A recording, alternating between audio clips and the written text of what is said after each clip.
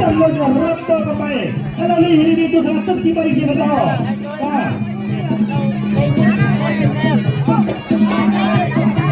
và cùng làm rồi xong rồi đi bên tay châu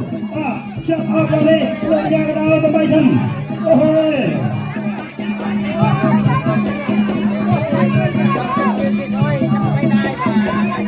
toàn mà chơi môi áp tay đi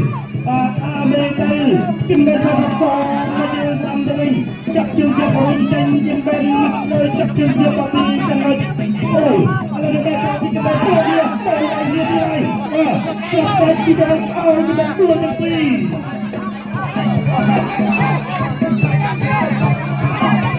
ôi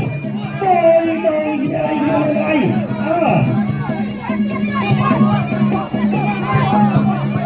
trời tốt mà chơi kim bên chắc mà chơi không than cái gì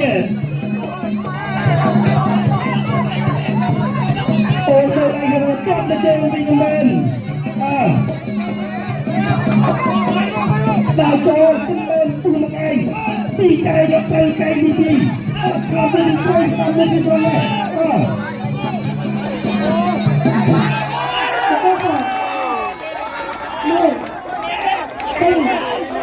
Bom.